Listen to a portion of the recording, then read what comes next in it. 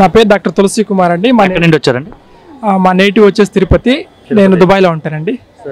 తిరుపతి అంటున్నారు. ప్రస్తుతం దేశవ్యాప్తంగా కాదు ప్రపంచవ్యాప్తంగా తెలుగు వాళ్ళు కానీ హిందువులు ఎక్కడున్నా సరే తిరుపతి లడ్డు కోసమే పెద్ద ఎత్తున చర్చ జరుగుతుంది సార్. ఏంటి సార్ కల్తీ జరిగిందని చెప్తున్నారు, మీది కూడా తిరుపతి అంటున్నారు, మీరు రెగ్యులర్గా వెళ్తుంటారేమో, ఎలా ఏంటి సార్ అసలు? నేను చిన్నప్పటి నుంచి తిరుపతిలో పుట్టి పెరిగిన అబ్బాయిని. సో దుబాయ్లో దాదాపు 12 years నుంచి ఉన్నానండి. దుబాయ్లో ప్రతి నెల ప్రతి 15 రోజులకు ఒకసారి తిరుపతి లడ్డూలు తీసుకెళ్లడం, ఇక్కడి నుంచి తెప్పించడం, ఏదో విధంగా శ్రీవారి మహత్యం అనుకోవచ్చు, ఇంకోటి అనుకోవచ్చు. ప్రతి 15 రోజులకు ఒకసారి నాకు కనీసం అంటే 10 నుంచి 20 లడ్లు వస్తాయండి. ఆ 10-20 లడ్లు నేను ప్రతి ఒక్కరికి ఎవరికైతే ఇష్టపడతారో అక్కడ రిలీజియన్ కాకుండా చాలా మంది వేరే రిలీజియన్స్ కూడా తిరుపతి లడ్డు మహాప్రసాదం ఇంట్రెస్ట్ చూపిస్తారండి. మొన్న ఒక అతను రీసెంట్గా ఒక 1 week బ్యాక్ అనుకుంటాను, జమ్మూ కాశ్మీర్ అతను నాకు మెసేజ్ పెట్టాడండి. తిరుపతి గురించి మాత్రం సంతలోసి మీరు తెచ్చే లడ్డు ప్రతిసారి నేను లడ్డు తీసుకుంటాను, ఇది నిజం అబద్ధం అంటే నాకే షాక్ అనిపించిందంటే. ఒక తిరుపతి అబ్బాయిగా చాలా బాధపడుతున్నాను నేను. విదేశాల నుంచి నేను తిరుపతికి ప్రత్యేకంగా వస్తానండి, తిరుమల దర్శనానికే వస్తానండి. నేను నెలకు ఒకసారి వస్తాను. ఇలా రావడం అనేది చాలా బాధ. సో అధికారులు కూడా ఏం చేశారో తెలియట్లేదు. సో ఇప్పుడున్న ప్రభుత్వము చర్యలు తీసుకుంటుంది. I'm very happy. సో వీళ్ళు కనిపెట్టినారు, అట్లీస్ట్ ఇమీడియట్లీ కనిపెట్టినారు. సో గత ప్రభుత్వంలో ఇవన్నీ జరిగినాయని మీడియా అంతా కూడా వస్తుంది. సో ఎవరైతే దీని వెనకాల ఉన్నారో వాళ్ళందరినీ కూడా తప్పకుండా శిక్షించాలి. వీళ్ళు కొన్నిసార్లు అధికారులు కూడా ఇబ్బంది పడితే మాత్రము శ్రీ వెంకటేశ్వర స్వామి తప్పకుండా శిక్షిస్తాడండి. ఇది మాత్రం చాలా అపచారం అండి. క్లియర్గా చెప్పండి, మీ తిరుపతి మీరు రెగ్యులర్గా వెళ్తుంటారు అని చెప్తున్నారు, ఎవ్రీ మంత్ వెళ్తున్నా అని చెప్తున్నారు. ఈ డిఫరెన్స్ అనేది మీరు కనిపెట్టలేదా? ఐ మీన్ మీరు ఏమైనా నోటీస్ చేశారా? తప్పకుండా, ఎందుకంటే నేను మామూలుగా మా ఇంట్లో దుబాయ్లో వచ్చేసి వెంకటేశ్వర స్వామి విగ్రహం ఉంటుంది, లడ్డు అట్లే పెట్టేసేవానండి. ఎప్పుడు స్మెల్ రాదండి.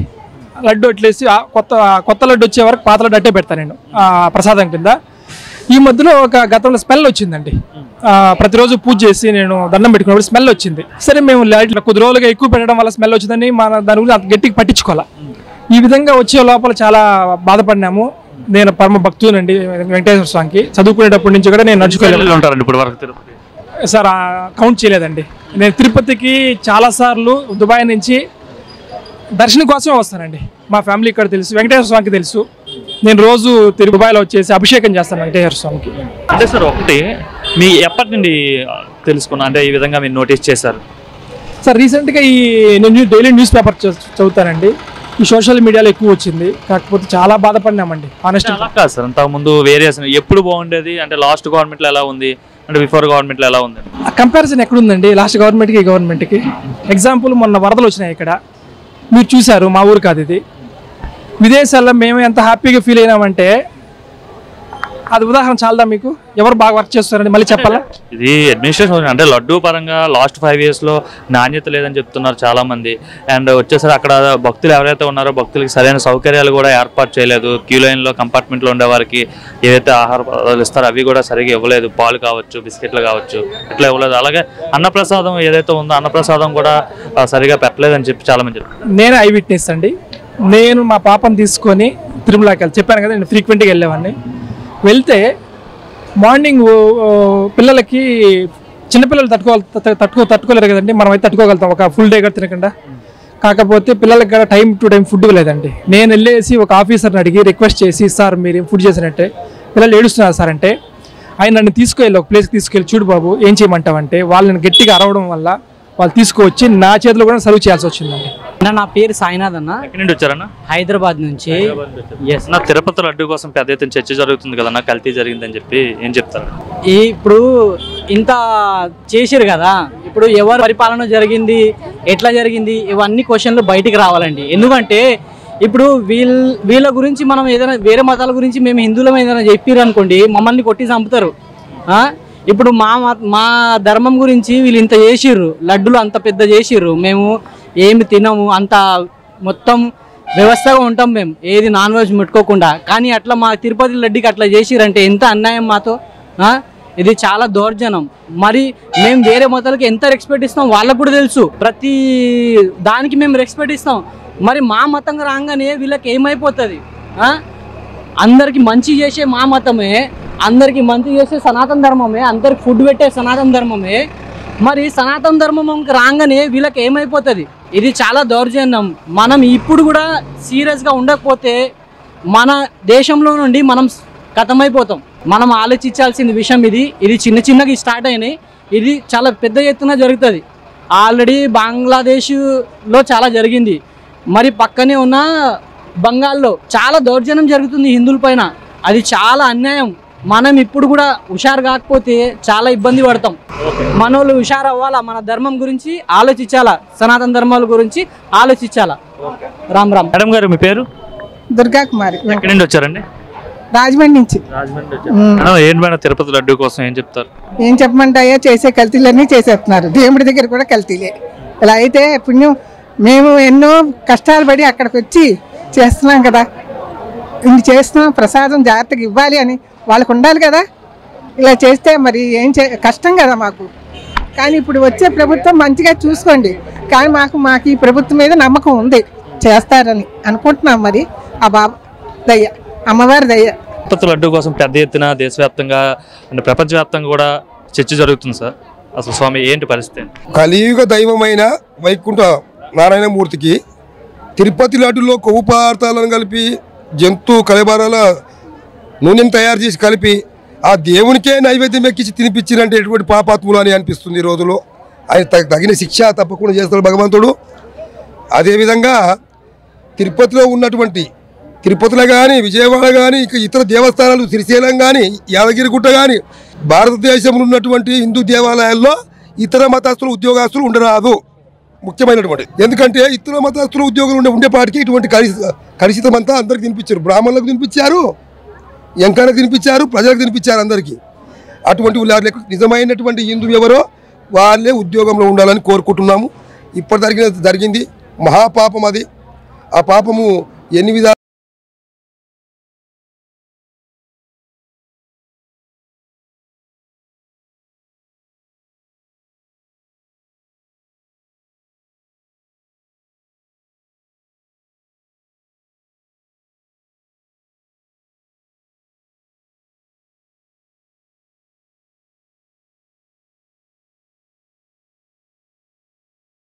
ఉద్యోగులుగా ఉంచాలని కోరుకుంటున్నాం. జరిగిపోయింది.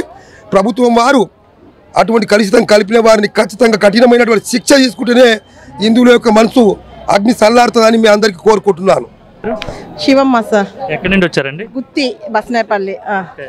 మేడం గారు, ఇప్పుడు తిరుపతి లడ్డు కోసం పెద్ద ఎత్తున చర్చ జరుగుతుంది కదా, కల్తీ జరిగిందని ఒక భక్తురాలుగా మీరు ఏమనుకున్నారు మేడం వినగానే? మేము కల్తీ జరిగింది అన్నప్పుడే అప్పుడే టేస్ట్లోనే డిఫరెంట్ వచ్చేది. మామూలుగా అయితే తిరుపతి లడ్డు అంటే ఇష్టంగా తినేది. ఇప్పుడు అట్లాగా సార్, ఏదో దేవుడి ప్రసాదం ముక్కుబడిగా తింటున్నాం సార్. కల్తీ విషయంలో చాలా ఉంది, అప్పుడే తెలుస్తుంది. టేస్ట్ విషయంలోనే తెలిసిపోయింది. కానీ మాకు తెలియదు కదా, ఏదో డిఫరెంట్ ఉంది అన్నట్లా. లేకపోతే ప్రసాదం అంటే మిగిలించే వాళ్ళం కాదు. ఎప్పటి డిఫరెన్స్ తెలిసింది? మాకు మామూలు తింటున్నాము అనుకుంటున్నాం సార్. ఎన్ని ఏళ్ళు అవుతుంది అక్క అంటే మాకు అర్థం కాబట్టి 2 years 3 years అయింది సార్. నా అంతకుముందు నాకు తెలియలే. ఎప్పుడు తింటా ఉంటాం, ఎవరెవరు తెచ్చిస్తా అంటారో తింటా అంటాము. కానీ ముక్కుబడికే తింటాన్నాం సార్, అంతే. మామూలు అంటే ప్రసాదం అంటే మొత్తం తినేవాళ్ళము. 2 years నుండి అసలు ఏం బాగలేదు. మాకు అస్సలు టేస్ట్ అనిపించలేదు సార్. ప్రసాదము మరి ఏమైద్దో అనే ఉద్దేశంతోనే తిన్నాం సార్. అంతకుముందు ఎలా ఉండేదండి? బాగుండేది సార్. అసలు ఆ స్మెల్కి ఇంకా మనం దర్శనం చేసుకొని రావడంలోనే అక్కడే తినేసేవాళ్ళం సార్. అన్నదానం కావచ్చు, లేదంటే కంపార్ట్మెంట్ లో సౌకర్యాలన్నీ బాగున్నాయి సార్. మీ పేరు? నా పేరు మద్దిల మోహన్ కుమార్, నాది విజయనగరం.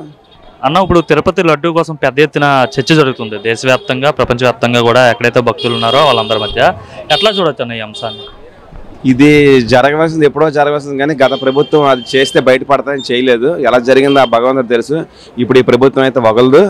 ఎందుకంటే గత ప్రభుత్వం 5 సంవత్సరాలు కూడా క్వాలిటీ, క్వాంటిటీ అలాగే ప్రైస్ విషయంలో కూడా చాలా అన్యాయం జరిగింది. భక్తులకి ఎప్పుడు కూడా ఒక లడ్డు తెచ్చుకుంటే 1 రోజులు ఉండేది. ఈరోజు ఆ లడ్డు తెచ్చుకుంటే ఒక రోజున్నర ఉన్నాం. మనం అక్కడి నుంచి విజయవాడ ఎక్కి విజయనగరం ఇచ్చాపురం వెళ్ళి ట్రైన్ దిగే లోపు లడ్డు స్టైల్ మారిపోతుంది. అంటే దేవుడి ప్రసాదం మాట అనకూడదు. లడ్డు వచ్చిన బూజులాగా రావడం కానీ, ప్రసాదం అది మా చెమ్మలాగా రావడం కానీ, ఎండిపోవడం కానీ జరుగుతుంది. అది చాలా అన్యాయం జరిగింది లడ్డు విషయంలో.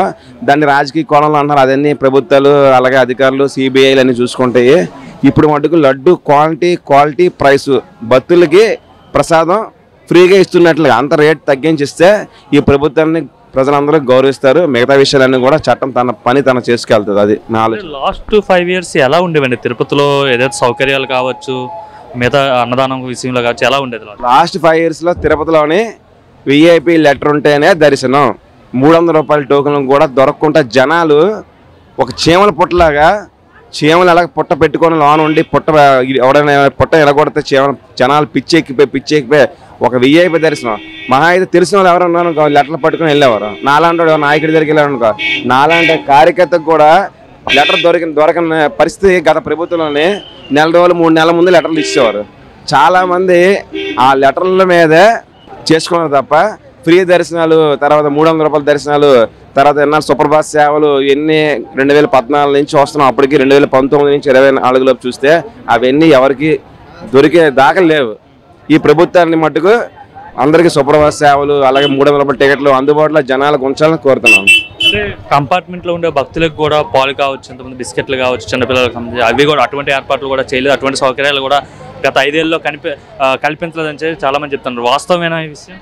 అన్నదాన విషయంలో మైనస్ అది మటు పక్క. ఎన్టీ రామారావు గారు ఉన్నప్పుడు నాకు ఊహ తెలిసింది చూస్తున్నాను. అన్నదానం అప్పటికి ఇప్పుడు టేస్ట్ మారిపోయింది. అలాగే పాలు అయ్యి మట్టుకు ఇవ్వలేదు. నేను ఒకసారి వెళ్ళాను పిల్లలు తీసుకొని, కానీ లాస్ట్ ఇయర్ పాలు ఇవ్వట్లేదు, ఓన్లీ బిస్మిల్లాబాద్ ఇస్తున్నారు. అది కూడా టేస్ట్ లేదు. లోన మట్టుకు ఎవరు ఇది బాగోలేదంటే వాళ్ళ మీద కలబడిపోవడమే.